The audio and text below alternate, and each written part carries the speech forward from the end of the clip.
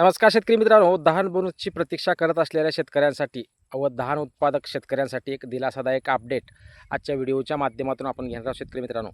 कारण खूप दिवसापासून धान बोनसची वाट पाहत असलेल्या शेतकऱ्यांना धान बोनस नाही तरी कमीत कमी आता धान चुकारे त्यांच्या खात्यामध्ये जमा केले जाणार आहे. खूप दिवसापासून ज्या शेतकऱ्याने आपलं धान विकलेलं होतं, परंतु त्या धानाच्या पैशासाठी शेतकऱ्यांना बोनस तर नाहीच, कमीत कमी चुकाऱ्यासाठीही मागणी केली जात होती आणि अखेर भंडारा जिल्ह्यातील शेतकऱ्यांच्या खात्यावर 218 कोटी रुपयाचं वितरण केलं जाणार आहे. मग हे वितरण धान बोनससाठी नाही तर शेतकरी मित्रांनो हे धान चुकाऱ्यासाठी आहे. महत्त्वाचा मुद्दा आणि सर्वांचं लक्ष हे धान बोनसवर सर्व शेतकऱ्यांचं आहे. परंतु अगोदर ज्या शेतकऱ्यांनी आपलं स्वतःचा धान विकलेला आहे, परंतु त्या विकलेल्या धानाचे पैसे राज्य शासन द्यायला तयार नाही, तर धान बोनससाठी किती संवेदनशील सरकार आहे यावरून हे स्पष्ट होतं.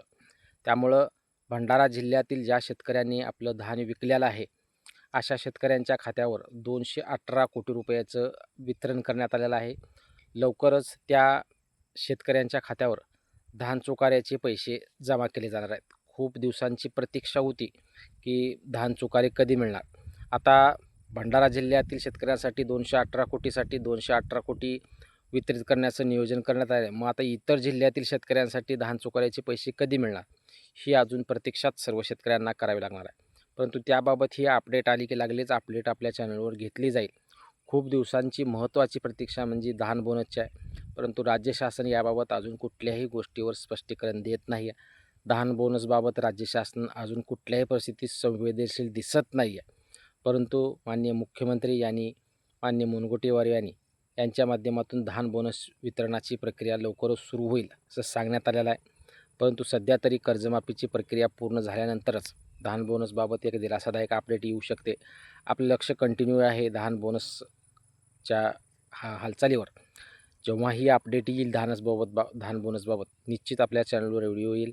परंतु सध्या तरी भंडारा जिल्ह्यातील शेतकऱ्यांच्या खात्यावर 218 कोटी रुपयाचं वितरण हे धान चुकाऱ्याच्या माध्यमातून लवकरच केलं जाणार आहे. ज्या शेतकऱ्यांनी आपलं धान विकलेलं आहे, अशा शेतकऱ्यांच्या खात्यामध्ये हे 218 कोटी रुपये जमा केले जातील. आता इतर जिल्ह्यातील शेतकऱ्यांसाठी धान चुकाऱ्याचे पैसे कधी येतील यावरही आपलं लक्ष आहे. याबाबत अपडेट आली की लागलीच चॅनलवर व्हिडिओ येईल. तोपर्यंत चॅनलवर तुम्ही नवीन असाल तर चॅनलला सबस्क्राईब करा व जास्तीच्या शेतकऱ्यापर्यंत व्हिडिओ शेअर करा. धन्यवाद.